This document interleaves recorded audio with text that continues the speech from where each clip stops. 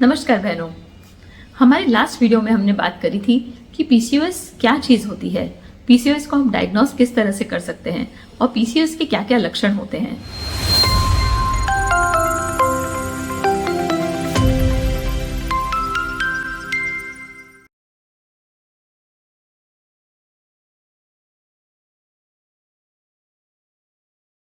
नमस्कार, मैं doctor Divya टिकानी, senior consultant और लैप्रोस्कोपिक सर्जन। आज इस वीडियो में हम बात करेंगे कि हमें पीसीओएस में कंसीव करने में क्यों प्रॉब्लम होती है। पीसीओएस में जब हम बेबी रखने का ट्राई करते हैं तो हमें यूजुअली जो नॉर्मल ड्यूरेशन लगना चाहिए कंसीव करने में, उससे ज़्यादा टाइम क्यों लगता है, और क्या ऐसा है कि पीसीओएस के रहते हुए हमें नेचुरली कंसीव हो ही नहीं सकता है। तो आइए बहनों आगे बढ़ते हैं और सभी आपके डाउट को क्लियर करते हैं। सबसे पहले बहनों बात करते हैं कि बेसिकली पीसीओएस में प्रॉब्लम क्या होती है।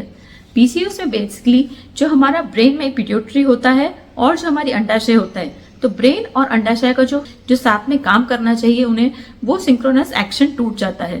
तो जो ब्रेन के द्वारा जो कमांड्स ओवरी को दिए जाते हैं उस हिसाब से हार्मोन प्रोडक्शन नहीं हो रहा होता है और हमारे ब्रेन में जो एलएच करके हार्मोन होता है वो बढ़ जाता है और ओवरीज से जो प्रोडक्शन होता रहता है एस्ट्रोजन प्रोजेस्टेरोन का, उसमें से एस्ट्रोजन की मात्रा बढ़ जाती है।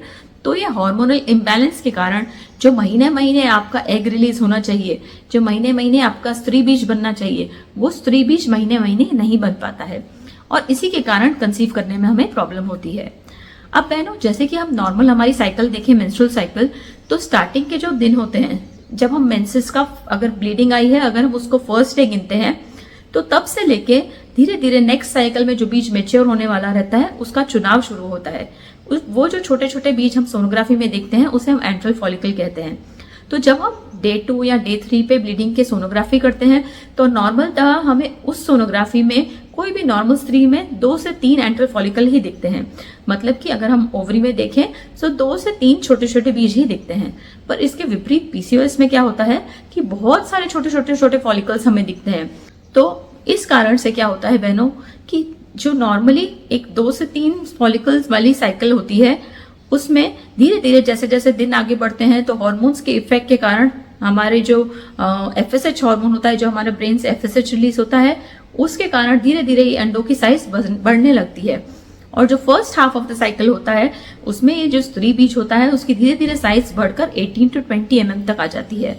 फिर जब आपका ओव्यूलेशन टाइम आता है तब ये ओव्यूलेशन टाइम के दौरान जो आपका स्त्री बीज बना है 18 to 20 मिलीमीटर का, वो उसमें से एग रिलीज होता है और फिर धीरे धीरे आपका प्रोजेस्टेरोन फेज स्टार्ट होता है या फिर हम जिसे सिक्रीटरी फेज कहते हैं वो स्टार्ट होता है।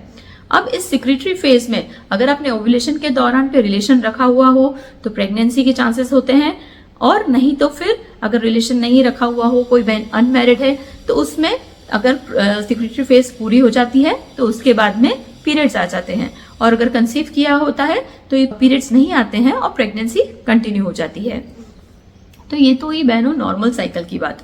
पर पीसीओएस में इसके विपरीत क्या होता है कि जो स्त्री बीज है उनकी मात्रा बहुत ज्यादा हो जाती है, यूजुअली 10 से ज्यादा हो जाती है।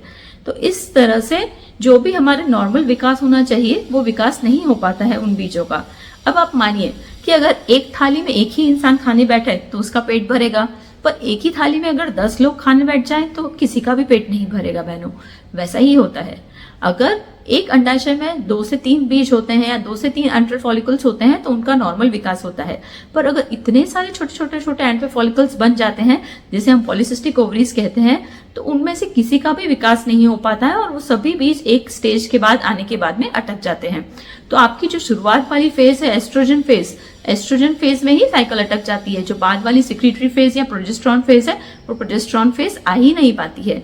इसलिए हम इस साइकिल को एनओव्यूलेटरी साइकिल भी कहते हैं।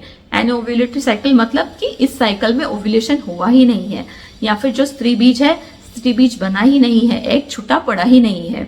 तो इसमें एनओव्यूलेशन होने के कारण ही कंसीव नहीं हो पाता है और इसलिए ही हमें कंसीव करने में टाइम लगता है।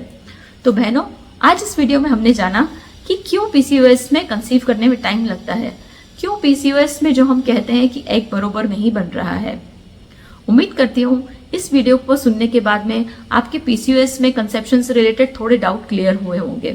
आगे इस वीडियो की सीरीज में अब हम जानेंगे कि इनफर्टिलिटी और पीसीओएस से रिलेटेड क्या क्या और टेस्ट हो सकते हैं। पीसीओएस को कंफर्म करने के लिए क्या क्या हम और तपास कर सकते हैं। अगर आपको मेरा वीडियो आज का यूजफुल लगा हो तो प्लीज मेरे चैनल को लाइक, शेयर और सब्सक्राइब जरूर करें। नमस्कार।